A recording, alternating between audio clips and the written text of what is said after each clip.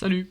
J'ai vraiment besoin d'expliquer pourquoi je fais cette vidéo? Énorme. Alors, c'est parti pour un troisième devlog foireux que j'ai pris l'habitude de faire vu que ça marche plutôt bien. Mais avant ça, il va falloir que j'apporte un peu de contexte à ma vidéo, ce que j'ai oublié de faire la dernière fois en bon youtubeur que je suis. Qu'est-ce que c'est que mon jeu? C'est censé être un jeu d'aventure et d'horreur, du moins j'aimerais, qui a lieu dans une simulation prenant la forme d'un labyrinthe généré de manière procédurale, et contenant des monstres qui, en 9 mois de développement, n'ont toujours pas été rajoutés, en rappelant quand même que les versions que vous voyez dans mes vidéos sont loin d'être finies. Bon, maintenant qu'est-ce que j'ai raconté dans cette vidéo?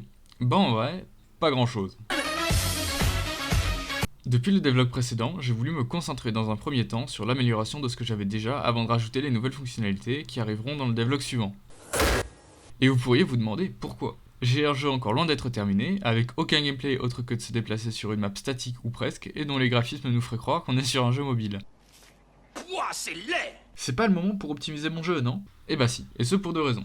D'abord parce que je sais très bien que les tâches les plus intenses sont principalement celles que j'ai déjà ajoutées, à savoir tout ce qui est lié à la génération et la gestion des objets. Ensuite parce que si j'attends, l'optimisation de jeu sera encore plus complexe car la plupart des fonctionnalités reposeraient sur des systèmes mal foutus. Ah, et aussi parce que j'avais demandé et les 3 gus qui m'ont répondu ont voté pour ça, donc Alors, le premier truc que j'ai fait touche à la génération. Non. Car ça a mine de rien un impact considérable sur l'expérience dans le jeu, Arrête. et pas juste sur l'aspect de la génération, mais aussi des performances. Sérieux? Jusqu'à aujourd'hui, la création d'une sauvegarde se faisait en 4 temps. La création des tuiles, selon les dimensions choisies, la génération du chemin par un algorithme qui est toujours le même depuis le début du jeu, la génération de l'intégralité de la map, et par la même occasion la synchronisation des tuiles entre elles, pour éviter tout problème, et la génération des objets. Cela amène à deux problèmes. L'utilisation élevée des performances, et particulièrement la RAM, et des bugs liés à la sauvegarde car le fonctionnement de la génération faisait que la vérification des tuiles pouvait ne pas fonctionner et causer la corruption de la sauvegarde après plusieurs lancements. Et si vous vous demandez exactement pourquoi, j'ai une réponse très simple à vous donner, j'en sais rien.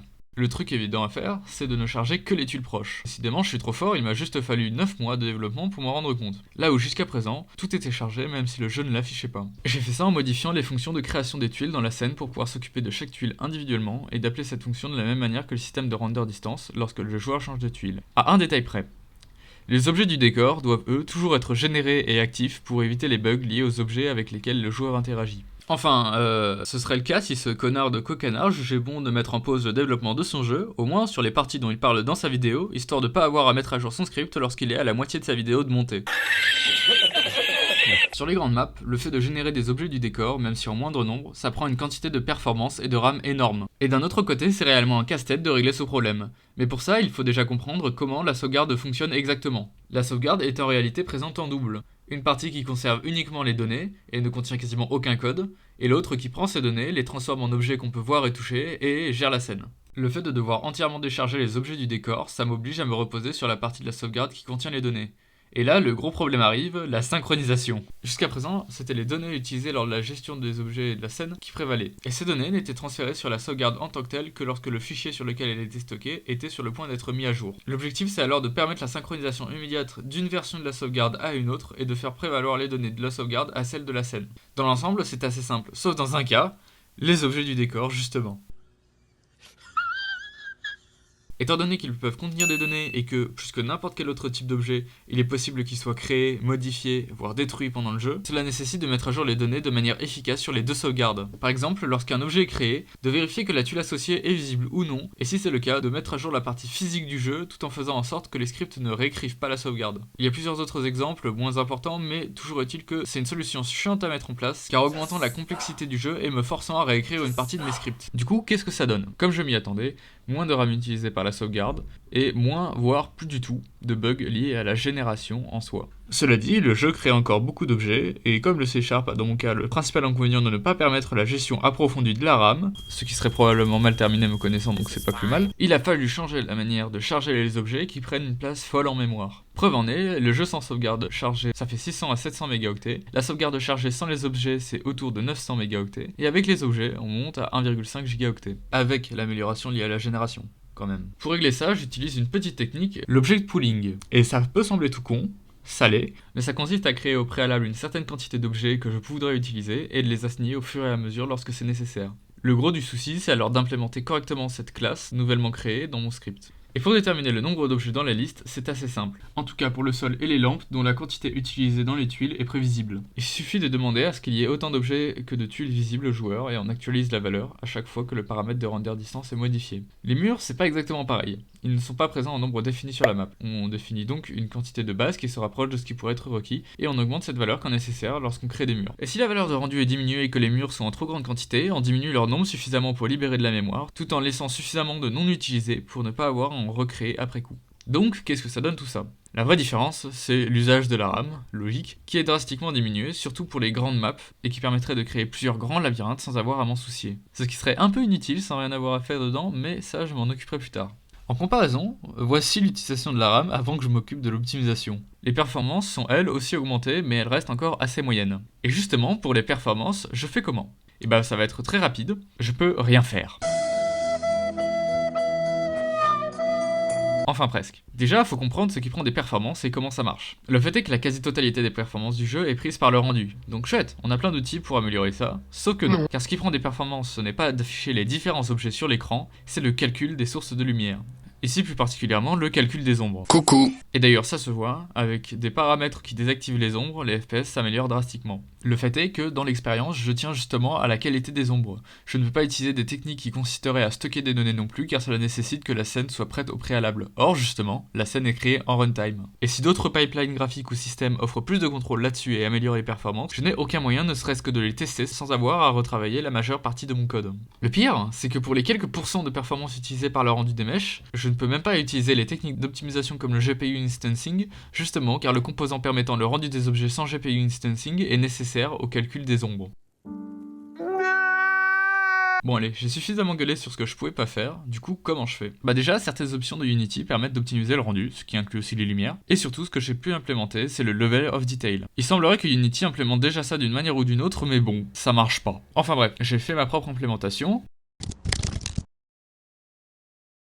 If you've got a bunch of real-time lights in your game, Ouais, enfin, on va dire ça. Ce qui signifie concrètement que plus la lumière est distante du joueur, plus elle sera rendue à une qualité faible. Dans le pire des cas, l'ombre ne sera même pas générée. Ces niveaux vont de 0 à 3 et sont faits pour se caler sur le paramètre graphique choisi par le joueur. En clair, le script assigne la valeur la plus faible entre le paramètre graphique et celui correspondant à la distance du joueur. Une autre technique que j'ai pu utiliser, et que là encore j'ai décidé de mettre en place 20 ans après que le script de la vidéo soit prêt, c'est de vérifier que les lumières sont visibles ou non pour le joueur et au passage d'optimiser la fonction de mise à jour du rendu pour que son utilisation ait un effet moindre sur le framerate. Pour diminuer les performances de ma fonction, il suffit de faire en sorte qu'elle ne récupère plus les tuiles visibles en itérant à travers toutes les tuiles de la liste en comparant leur distance comme je le faisais avant, mais en créant une liste qui se baserait uniquement sur la position du joueur et désactiverait toutes les tuiles qui ne sont pas dedans. Pour ce qui est des lumières, je m'y suis pris d'une manière paradoxalement absolument pas opti, en créant une classe à part instanciée à chaque frame. C'est le pire but contre son camp qui pouvait arriver, Qui contiendrait tout le calcul des tuiles éclairées ou non. Ce calcul consiste, pour faire simple, à vérifier le statut des tuiles ainsi que l'état entre active ou inactive pour les tuiles ayant déjà été calculées pour savoir si un mur bloque la vision du joueur ou non.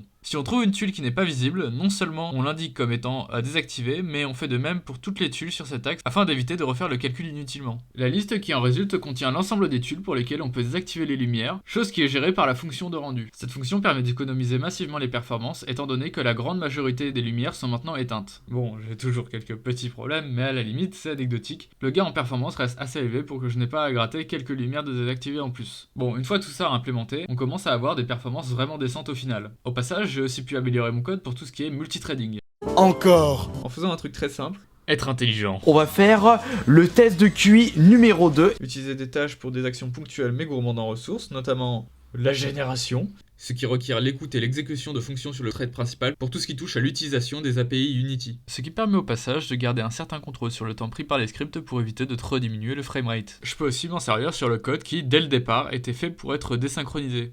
Au passage, j'ai aussi avancé sur le système de sauvegarde de données. Dans le dernier devlog, il lui restait 2 défauts. Il utilisait encore majoritairement la sérialisation JSON, et il n'utilisait pas pleinement les fonctionnalités du SQLite. Le SQLite servait donc juste de structure, ce qui rendait son utilisation peu idéale. Mais j'ai corrigé ça. Pour les fonctionnalités en SQLite, je vais pas m'attarder plus que ça, vu que ce devlog est déjà bien long pour ma part. Et surtout, j'ai juste pas grand chose à dire. Quant à la sérialisation JSON, le truc c'est que je l'utilisais au moment d'entrer chaque valeur récupérée dans la classe que je souhaitais sauvegarder. Quand je dis que je veux moins me reposer sur le JSON, cela veut dire que mon script analysera l'objet qu'il est en train de sauvegarder, et dans le cas d'une liste, d'un dictionnaire ou n'importe quelle collection d'objets, la fonction se relance d'elle-même au lieu de faire appel au JSON. Tout de suite, le résultat est bien mieux.